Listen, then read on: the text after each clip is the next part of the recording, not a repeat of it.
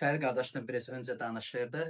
Danışırdıq ki, buradakı mühit sanki bir ahənglik var bizim buradakı yığışan mühitdə və mən deyirəm, bu mühitin ahəngliyi ondan ibarətdir ki, biz eyni düşüncəyə malik oluruq. Biz bərabər müqəddəs kitabda vacib, əhəmiyyətli mövzulara toxunaraq hər bir kəs, hər burada yığışan insan bunun vacib və əhəmiyyətli olduğunu bilərək mənimsəyir və mənimsədiyinə görə də onu yaşatmağa başlayır. Onu münasibətdə, ünsiyyətdə yaşadır və bu da bizim birgə yaşamağımıza səbəb olur.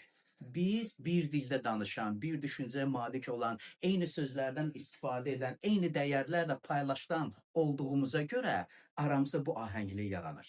Və bunu müqəddəs kitab etmək istəyir. O istəyir ki, biz müqəddəs kitabı oxuyan insanlar buna öyrənək. Birgə yaşamağı öyrənək. Və bu məqsəd ilə biz bərabər burada yığışanda biz müqəddəs kitaba buna görə müraciət edirik ki, müqəddəs kitab bizim düşüncələrimizi, ürək niyyətimizi yeniləsin. Başqa bir söz ilə Allahın kəlamını sevinclə, etiram ilə qəbul etdiyimizə görə həmin bu sözlər bizi formalaşdırmağa başlayır. Həmin burada olan nəsihətlər, əmrlər, tapşırıqlar bizi uyğunlaşdırmağa başlayır səmavi dəyərlərə və ona görə biz dəyişilməyə başlayırıq. Çünki bu dəyərlərə özümüzü uyğunlaşdırırıq. Biz can atırıq ki, burada yazılanlar bizim həyatımızda yer alsın. Bu səbəb ilə Allaha yaxınlaşan bizlər, biz özümüzü gizlətmirik, səmimi qəlb ilə, sadə sözlər ilə, açıq ürək ilə Allaha yaxınlaşırıq ki, Allah bizdə bu dəyişiklikləri etsin. Və biz deyirik ki, Allah insanların həyatına müsbət təsir göstərərək dəyişilməklərində maraqlıdır. Allah maraqlıdır ki, biz hər birimiz dəyişilək. Və bu dəyişikliklər belə baş verir. Müqəddəs kitabı dinləyib, ürəyimizdə onları bəsləmək ilə, iman ilə onları birləşdiririk ki, gündəlik həyatımızda onları yaşadaq. Və məhz bunun üzərində bizim ünsiyyətimiz qurulur. Bizim ünsiyyətimiz bunun üzərində qurulur ki, biz bir-birimizə etibar etməyi öyrənək. O, çox böyük bir dərsdir. Nə qədər aramızda adamlar var ki, etibarda, belə deyək, yanılıblar. Və etibar etmək bir çətin gələn bir məsələ olduğuna görə və biz etibar edə bilmədiyimizə görə soruşanda necəsən, daxilin yansa da şükür Allaha hər şey yaxşıdır deyə yolumuzu davam edirik. Ürəyi açıb, ürəyində yaşadıqlarını paylaşmağa bir çoxları əziyyət çəkirlər. Biz öyrənirik bir-birimizə etibar etməyə. Necə öyrədirik? Saf, doğru, düzgün münasibət göstərməklə və biz ünsiyyətimizin üzərində bir-birimizdən yararlanan deyil, xidmət etmək məqsədi ilə ünsiyyətimizi qururuq ki, əlimizdən gələni edək ki, yanımızda olan insan qəlbi ilə, ruhu ilə açılsın. Rəbbə güvənərək, Rəbbə etibar edərək ətrafında insanlarla da səmimi və açıq danışmağa öyrənsin. Və bunun tətbiqi bir-birimiz üçün etdiyimiz dualardır. Bir-birimiz üçün ürək yanğısı ilə, həvəs ilə, sevgi ilə etdiyimiz dualardır. Çünki biz öyrənirik ünsiyyətdə olduqca qarşımızda olan insanın ehtiyacını görəndə ona biganə qalmamaq. Nə qədər vacib olan bir fikirdir. Biganə qalmamaq, ürək yandırmaq, həmin o insanın yaxşılığı üçün Allaha vəsatət etmək, Allaha üz tutub dua etmək. Və biz bu münasibət bütün arada olan soyuq münasibətləri dağıdandır, etibarsızlığı aradan qaldırandır. Bəzən biz görmürük kim bizi üçün dua edir, amma sizin həmin o adamlar üçün evlərinizdə etdiyiniz həmin o sevgi ilə dolu vəsatət duaları münasibətləri istiləşməyə başlayır. Bir-birimiz üçün dua edək. Ancaq bərabər yığışanda deyil, evdə də olanda bir-birimizi xatırlayırıq. Əgər ehtiyacları biliriksə, bir-birimiz üçün Allaha dua edən insanlar olaq. Əgər xatırlayırsınızsa, mən 2 həftə bundan qabaq və ondan qabaqki həftələr bölüşürdüm ki, burada bir sir var. Əgər biz böyük bir sevgi ilə, böyük bir həvəs ilə, ürək yanğısı ilə başqasının ehtiyacı üçün dua edib Allahdan onun üçün kömək istəyiriksə, Allah da sənin ehtiyaclarına tezliklə cavab verəcəkdir. Çünki Allah istəmir ki, ona yaxınlaşan bəndələr, onlar xudbin bir həyat yaşasınlar. Ancaq özlərini düşünən, ancaq özlərinin rifahı, ancaq özlərinin yaxşı olması barəsi düşünsünlər. Allah istəyir ki, ona yaxınlaşanlar birgə yaşamağı öyrənsinlər. Bir-birlərini göstərdiyimiz qayğıda və diqqətdə. Bir-birimizə məhəbbət göstərmək ilə birgə yaşamağı öyrənək. Biz bərabər rəhbət tərənnüm edirik. Biz bərabər Allahı izzətləndiririk. Onun bizim həyatımızda gördüyü yaxşı işlər barəsində şəhadət edirik. Mən əminəm ki, Allah hər birimizin həyatında öz xüsusi və sənin üçün özəl bir işini görür. Bu xüsusi və özəl işlər barəsində bölüşərək biz yanımızda olan insanları təşviq edirik. Onları ruhlandırırıq. Allah dualara cavab verəndir. Amin. Allah dualara cavab verəndir. Allah bizim dualarımıza biganə qalmır və qalmaq da istəmir. O bizim həyatımızda yer almaq istəyir. Məsələ ondadır nə qədər yer verirsən. Nə qədər ürəyində yer verirsən ki, külli ixtiyar olan Allah sənin həyatında öz özəl yeri olsun. Oyda bu necə vacib olan bir düşüncədir. Ancaq ehtiyacımız olanda, hansı bir məsələ ilə üzləşəndə biz ancaq Allaha müraciət edib nəyinsə dəyişilməyini, nəyinsə əldə etməyini istəmirik. Amma istəyimiz və arzumuz budur. Sən həyatımda ol, bu mənə yetərlidir. Sən mənim həyatımda ol, bu mənə yetərlidir. Və biz müqəddəs kitaba adları düşmüş həmin o peyğəmbərlərin, salih insanların həyatına baxanda onların həyatında müxtəlif hadisələr oldu. Müxtəlif hadisələrlə onlar üzləşdilər. Bəziləri zindanlara düşdülər, bəziləri təqib edildilər, bəziləri yaxşı işlərinə görə qəbul edilmirdilər. Onlar üçünsə vacib olan məsələ düşdükləri vəziyyətin dəyişilməyi deyildi. Onlar üçün vacib olan bu fikir idi. Ya Rab, sən mənim həyatımda ol, bu mənim üçün kifayətdir.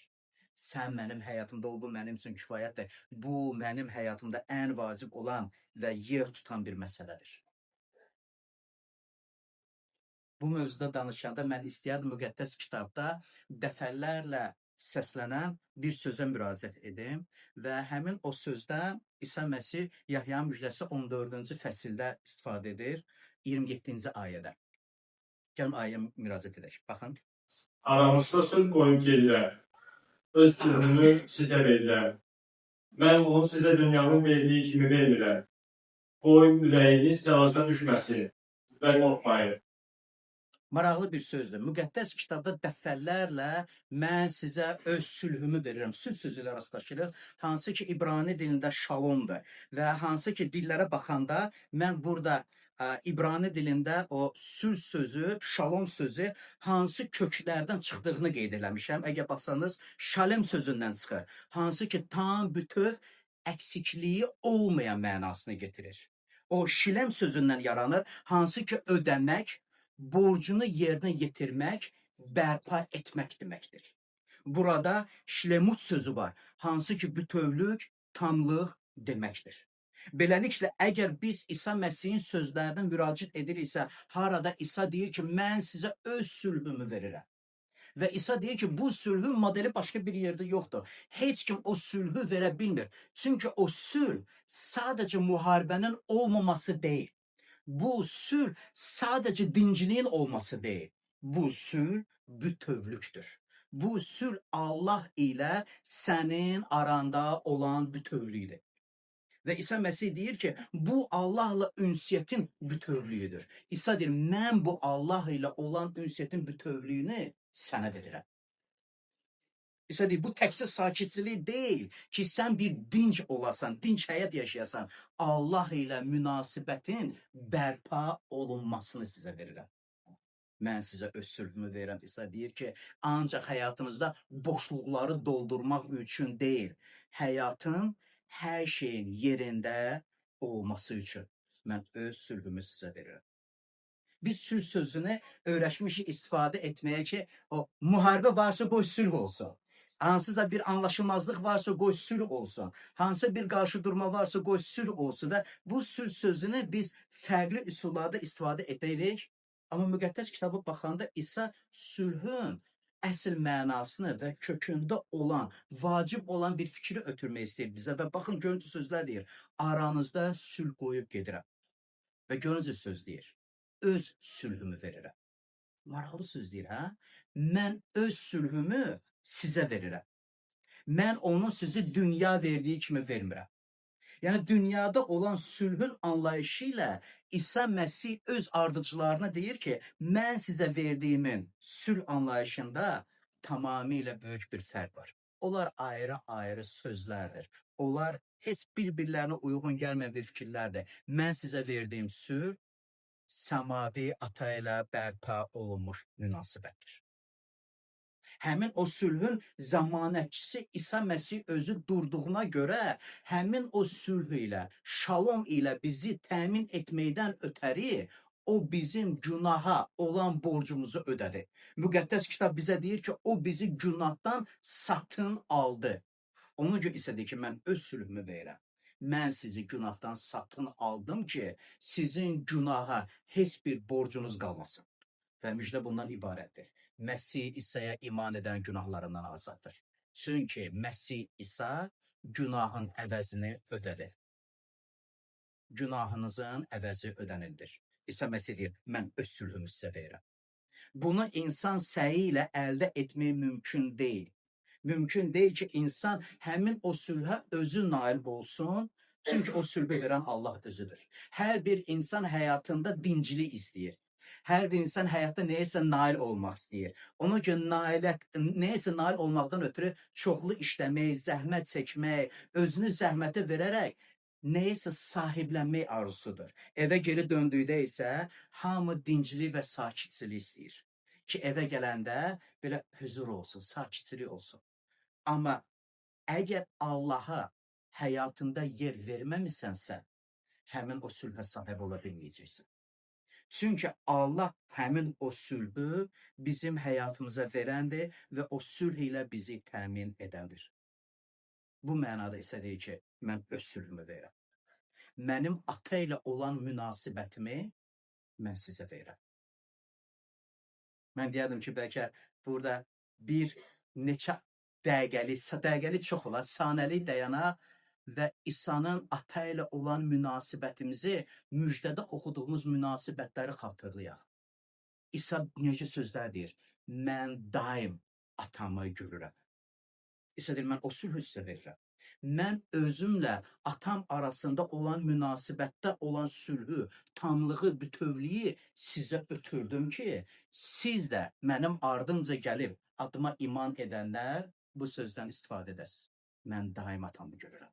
Mən daim Allahı öz qarşımda görürəm. Bunun zəmanətçisi İsa Məsih özü çıxdığına görə İsa'nın digər sözünü xatırlayırıq. İsa deyir, mən atasız heç nə etmirəm. Mən atasız heç nə etmirəm. Ata mənə nəyə göstərirsə, mən onları edirəm. Və biz də İsa'dan bunu öyrəndiyimizə görə, ata ilə olan münasibəti bizə ötürdüyünə görə, biz də böyük bir sevinc ilə bu sözləri təkrar edirik. Atanı mənə məsləhət görmədiyi işlərdə iştirak etməyəcəm.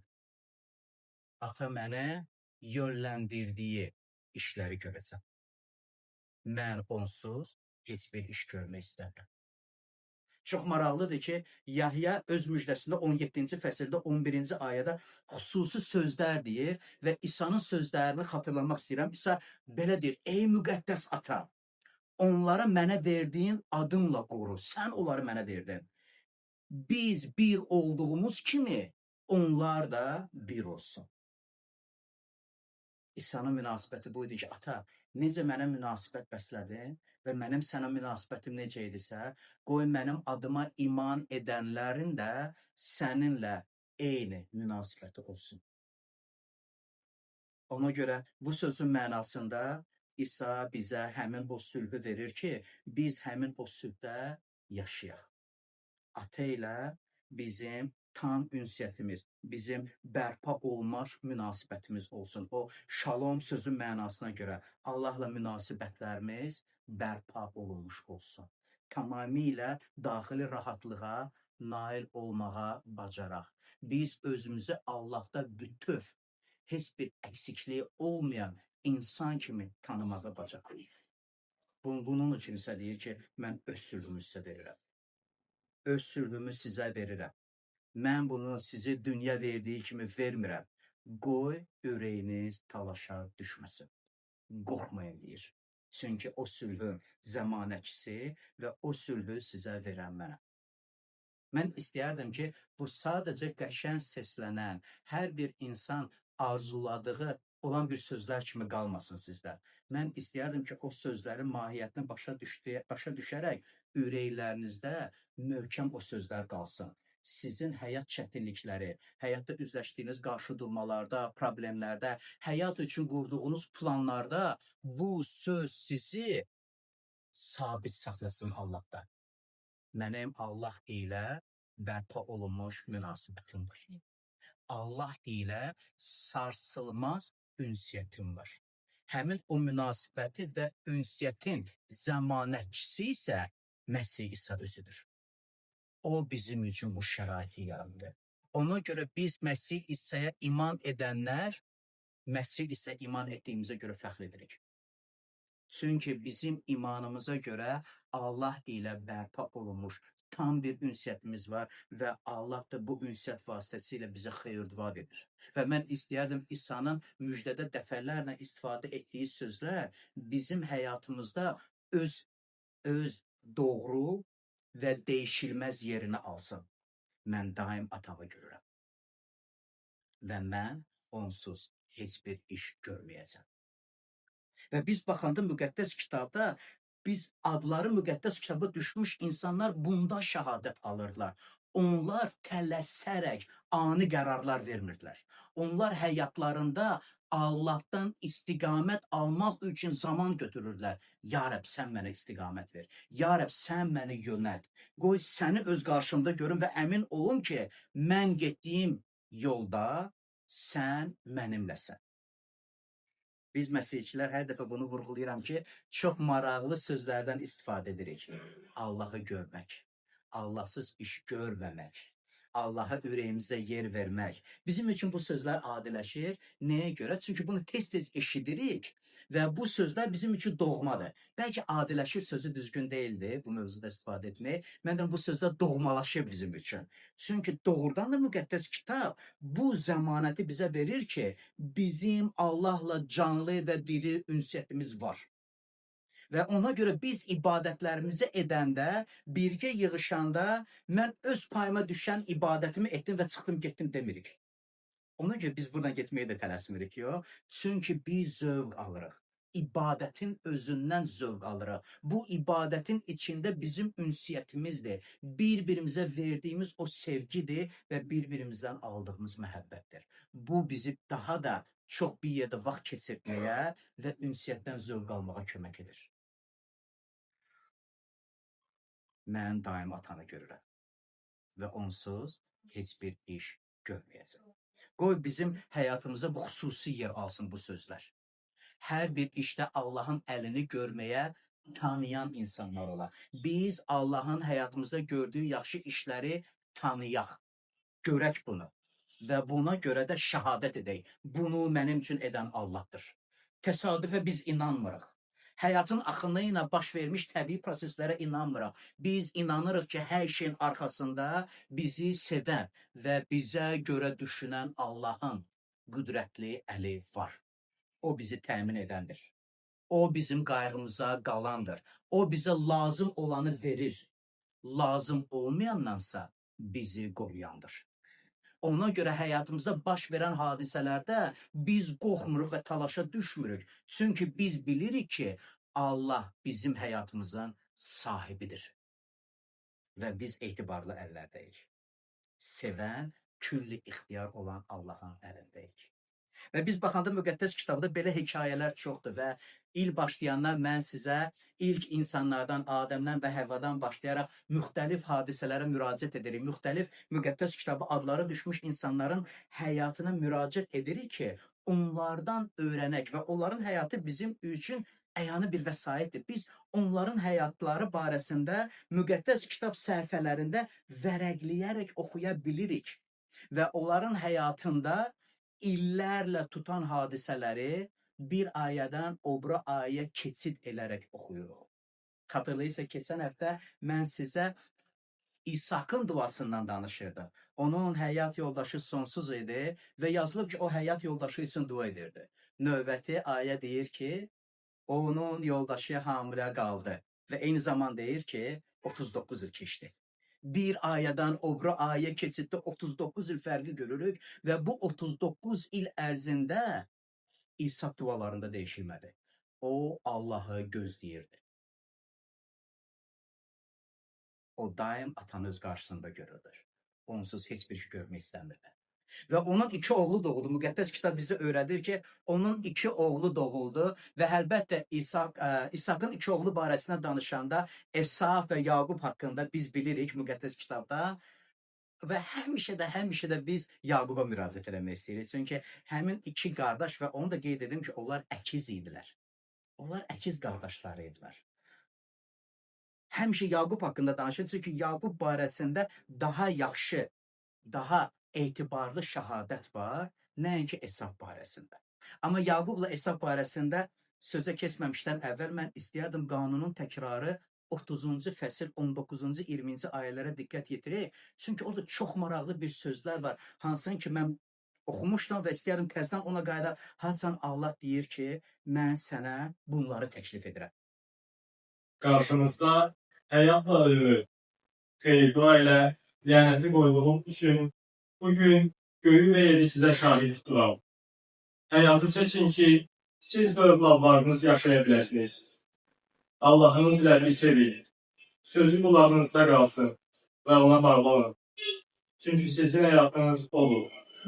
Belə etsəniz, Rəbbin ata-babalarınız İbrahimə, İshaqa və Yaquba verməyə vəd etdiyi torpaqda sizin uzun ömürlü edəcək. Və müqəddəs kitabda oxuyanda həmin o müsbət və mənfi qəhrəmanların həyatını gördükdə bu ayə qoy canlansın sizin üçün. Müqəddəs kitab deyir ki, mən bunu təklif edirəm. Ölüm və həyatı təklif edirəm. Neyi seçirsən?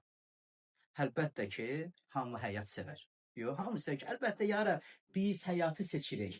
Və növbəti ayədə həyatı seçin, siz və övladlarınız yaşaya biləsiniz və sonra həyatı seçmək neydən ibarət olduğunu deyir. Allahınız Rəbbi sevin. Sənin Allahı sevməyin, ona etibar etməyin, onun sözünə qulaq asmağın, ona bağlı qalmağın həyatın seçməyinin işarəsidir.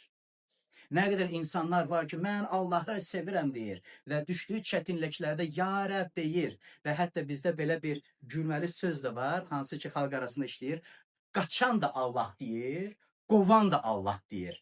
Çətinliyə düşüb başqasına pislik edən də ay Allah məni qurtar və pisliyi yaşayan da deyir ay Allah məni qurtar. Amma Allahı çağıran insan barəsində müqəddəs kitab deyir, Rəbb Allahı sev. Sevgin isə onun sözünə qulaq asıb Allahına bağlı qalmağından ibarətdir. Çünki həyat olur. Esav və Yaqub haqqında danışanda mən istəyərdim bu günləri Esavın doğru olmayan hərəkətlərinə müraciət eləyərdik. 4 dənəsini seçdim. Cədvəllər yazmağı xoşlayıram. Ona görə bu cədvəllərlə sizin qarşınıza çıxıram. Və istəyərdim ki, burada bizim üçün ibrət olan bir şeyləri götürək. İsa'nın səhvlərini biz etməyək. Və baxanda Esav ilk doğulan idi. Onlar əkiz qardaşlar olsalar da ilk doğulan Esav idi. Və bu şərq mədəniyyətinə görə, ilk oğul olduğuna görə atasından aldığı bütün xeyir-dua Esava nəsib olmalı idi. İbrahimdən xeyir-dua İsaka gəldi. İsakdan xeyir-dua Esava gəlməli idi. Amma biz görürük ki, Yaradılış 25-ci fəsildə Esav öz ilkinliyinə heç marağı yox idi. Etinasız yaraşırdı. Esav aclıq çəkdi Və gəlin belə danışaq, az olub ki, biz acımışıq. Yox, elə olub ki, acımışıq, amma hələ də yemək vaxt olmur. Bədə incidir, hə, sıxılır, olur sizdə elə. Və deyədim, Esau da eyni bir acılığı yaşadı, amma məsələ acımaq deyildi. Məsələ acımaq deyildi. Məsələ içində insanın daxilində yer alan niyyəti idi. O, Allahdan aldan xeyir-duana tam əhəmiyyət vermədiyinə görə qardaşı Yaquba bir kasa mərcimək şorabasına öz ilkinliyini verdi. Nə edirəm ilkinliyimi? Götür, qoy sənə nəsib olsun. Mənə bir qab yemək ver. Yox. Allahın verdiyi ruhani mirası dəyərsiz saydı. Bu göstərir ki, Esau müvəqqəti ehtiyacını əbədi vədlərdən üstün tutdu. Bu səhvi biz təkrarlamayacağıq. Amen. Üzləşdiyimiz müvəqqəti dəyişilən ehtiyacları ödəməkdən ötəri, hər qarşımıza qoyduğumuz hansısa bir hədəfə, hansısa bir məqsədə çatmaqdan ötəri Allaha zid olan, Allaha uyğun gəlməyən, müqəddəs kitab təliminə uyğun gəlməyən hərəkətlər etməyəcək. Əbədi həyata möhkəm salacaq. Esau onu etdi. Və bunun nəticəsində nə olur? O özünü məhrum edir ona lütf göstərən Allahdan. Biz isə belə davranmayacağıq. Allahdan qorxmayan evliliklər qururdu və yazılıb ki, o getdi və Kananlı qadınlarla ailə qurdu. Ata anasından məsləhət almadan, ata ana xeyir-duasını almadan nikahlar qurdu və ayədə yazılıb ki, onun hərəkətlərinə görə İsakın və Rikvanın ürəkləri dərd aldı. Əxlaqsız bir həyat yaşamağı ilə. Fikirləşəm, hardan bunu öyrəndin? Kimdən bunu gördün? Yəni, sən İsakdan Allah barəsində eşitmədin. Mən deyə bilməzdim ki, o eşitmədi. Çünki İsakın Allaha bağlılığı barəsində biz müqəddəs kitabda dəfələrlə rastlaşırıq. Və biz Yaqubun həyatında görəndə görürük ki, Allah haqqında onun düşüncələri var. Deməli, atası onlara bunları başa salırdı. Esau isə fərqli idi. Onun ürəyində başqa bir niyyət var idi və həmin onun səhv, pis niyyəti onun öz həyatını acıladı. Növbəti iki hərəkəti o peşman oldu yazılıb. O atasından ala bilmədiyi xeyir-duaya görə göz yaşları tökdü yazılıb. Amma baxın, göz yaşları tökəndən sonra isə ürəyində qərar verir. Gedib qardaşım Yaqubu öldürəcəm. Bu doğrudan peşmançılıq idi. Və əgər hansısa bir pis əmələ görə insan peşman olursa, doğru olmazdımı o peşmanlığa cavab verən doğru hərəkətlər görsün? Amma peşman olduğu işdə özünü günahkar, səhv hərəkət edən görmür, digərini günahlandırır. Və gedəcəm digərinin qısasımı alacam ki, ürəyin biri soğusun. Məsələ sən idin axı, Ayesa. Məsələ sən idin. Və biz bu məsələlərə diqqət yetirəndə öyrənirik ki, əgər hansısa pis əməlimiz olursa, gəlin pis əməlimizi etiraf etməyi öyrənək. Allah səmimi etirafları qəbul edib insanı dəyişdirməyə kömək edəndir. Allah sadəcə ağzımızdan çıxan sözlərə məni bağışla, doğrudanmı ürəyin o peşmançılıqla doludur? Doğrudanmı ürəyində məni bağışla ifadəsinə ürək niyyətində peşmançılıq yaşayır? Əgər yoxsa o sadəcə bir sözdür. Esau dediyi sadəcə bir söz idi. Ona görə heç bir şey dəyişilmədi. Amma biz dəfələrlə digər insanların həyatı ilə rastlaşırıq ki, onlar gördüyü işdə peşman olduqları halda onların ancaq söz deməklə kifayətlənmədilər. Onlar peşmanlığını hərəkətləri ilə, tövbələri ilə, vurduqları zərəri qaytarmaqla göstərməyə çalışdılar və Allah onların ünsiyyəti bərpa edir. Heç bir şərt ilə Allahla olan ünsiyyətimizi dağılmasına işlər görməyək. Rəbb İsa Məsih bizə Allah ilə gözəl bir ünsiyyət verib, Ona görə gəlin bu ünsiyyətdə də qalmağa çalışaq. Özümüzə diqqət yetirək. Müqəddəs kitab bizə öyrədir ki, biz ona müraciət edəndə buraya güzgü kimi baxaq. Özümüzü görməyə bacaraq. Və müqəddəs kitab bizi daxili təbiətdə yeniləyir. Müqəddəs kitab bizim niyyətlərimizə, daxilimizdə yer alan istəklərə diqqət yetizdirir ki, biz o daxili təbiətimizə görə değişilən insanlar olaq. Müqəddəs kitab dünyanı değişdirmək istəmir. Ki, ətrafımdakı insanlar değişilsin, həyatım rahat olacaq. Bu niyyət ilə insanlar ölkələrini değişirlər. Bu niyyətlə insanlar ailələrindən çıxıb, yox, mən başqa bir mühit istəyirəm. Dostlarından ayrılırlar, fikirləşirlər ki, mühiti değişilsə, ona yaxşı olacaq.